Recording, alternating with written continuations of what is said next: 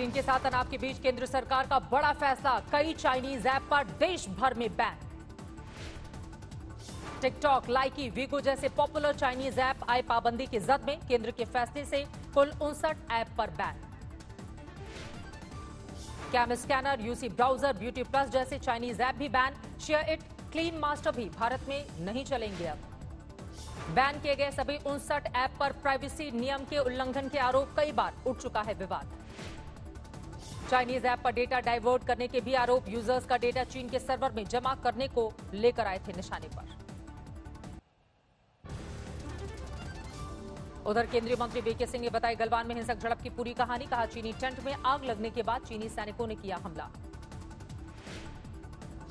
कहा सुनी हुई, तंबू हटाने का हुक्म दिया हमारे कमांडिंग ऑफिसर ने, और जब वो तंबू हटाने लगे चीनी सैनिक, उस तंबू में आग लग गई। उन्होंने क्या रख रखा था किसी को।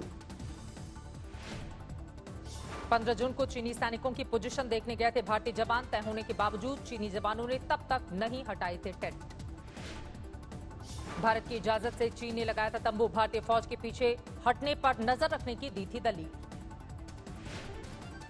चीनी सैनिकों के हमले के बाद भारतीय टीम ने और जवान बुलाए। अंधेरी रात में 500 से 600 जवानों के बीच जमकर हुई हिंसक झड़प। चीन को लेकर कांग्रेस के सवालों पर बीजेपी का वार। शहनवाज हुसैन बोले सच्चाई बता रहे हैं जनरल वीके सिंह, कांग्रेस समझना ही नहीं चाहती। जनरल वीके सिंह जी ने विस्तार से बताया है, कांग्रेस समझना चाहती है या नहीं समझना चाहती, ये देश को बताना होगा। एलएसी पर तनाव कम करने के लिए कल फिर होगी कोर कमांडरों की बैठक। भारतीय दल का नेतृत्व करेंगे लेफ्टिनेंट जनरल हरिंदर सिंह। जून में तीसरी बार होगी कोर कमांडर स्तर की बातचीत। भारतीय हिस्से में चुशूल में हो सकती है मीटिंग। गलवान घाटी में भारी संख्या में तैनात हैं चीनी सैनिक। इंडिया टुडे के रिव्यू में खुलासा, 25 जून को ली गई सैटेलाइट तस्वीरें।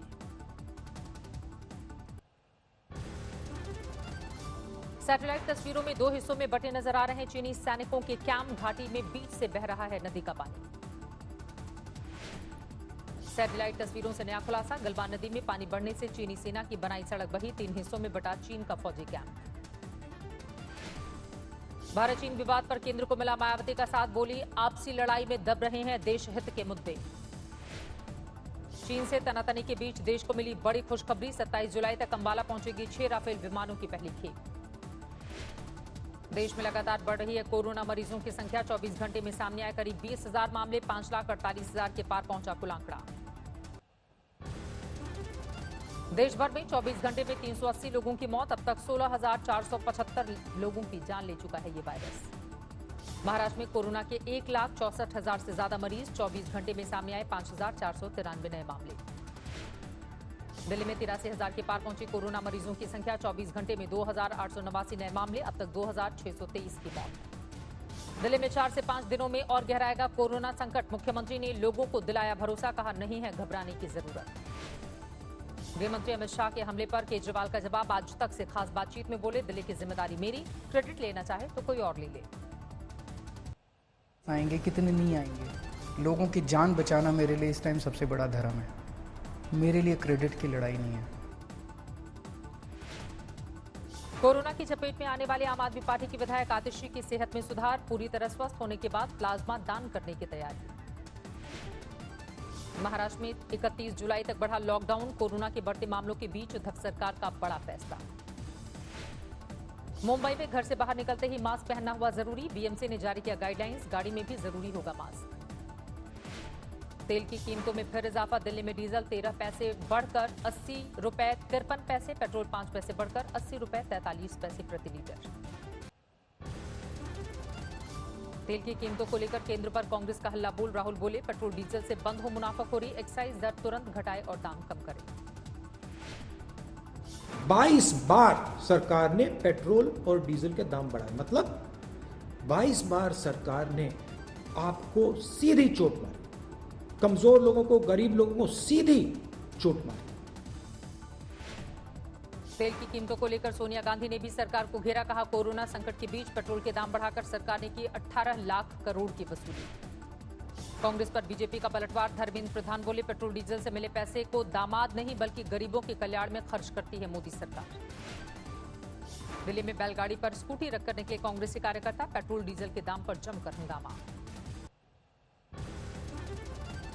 जयपुर में विरोध प्रदर्शन में उड़ी सोशल डिस्टेंसिंग की धज्जियां, डिप्टी सीएम के अफसोस जताने के बावजूद कंधे पर घूमते रहे कार्यकर्ता।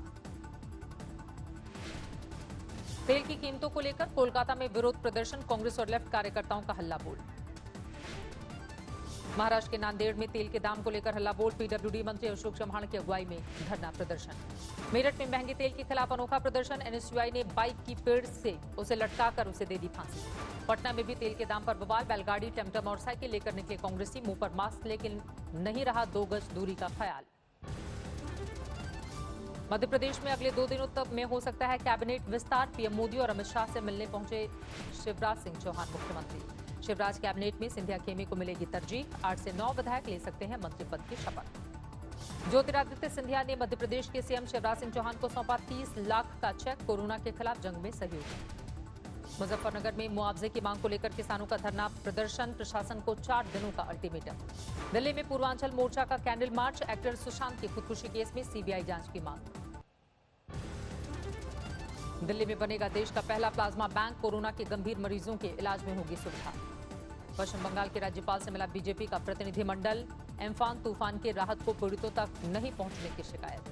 हिमाचल के लाहौल स्पीति में कोरोना का पहला मामला, आइसोलेशन सेंटर में रखा गया मरीज।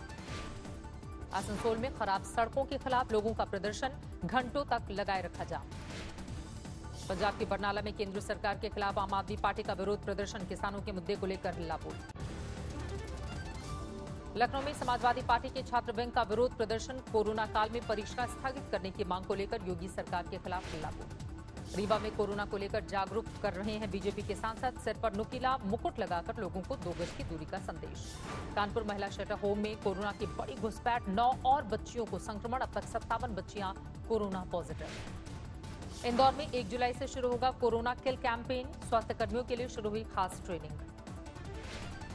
गुरुग्राम में कोरोना से 6 मरीजों की मौत से हड़कंप, 3 दिन में 9 लोग गंवा चुके हैं जान, संक्रमितों की संख्या 5000 के पार। दिल्ली से सटे फरीदाबाद में 1 जुलाई से खुलेंगे मॉल, नियमों के पालन की सख्त हिदायत। लॉकडाउन खत्म होते ही खराब हुई दिल्ली की हवा, जून के महीने में निम्न स्तर पर पहुंचा AQI लेवल। LAC पर चल रहे तनाव के बीच दिल्ली, जम्मू कश्मीर और बिहार के लिए खुफिया अलर्ट जारी, आतंकी हमले की योजना बना रही है ISI। तालिबान और जैश के आतंकी कर सकते हैं हमला, LOC और नेपाल बिहार बॉर्डर से दाखिल हो सकते हैं दहशतगर्द। जम्मू कश्मीर में आतंकवाद पर सुरक्षा बलों का जोरदार प्रहार, अनंतनाग में एनकाउंटर में 3 आतंकी ढेर, बड़ी तादाद में हथियार बरामद।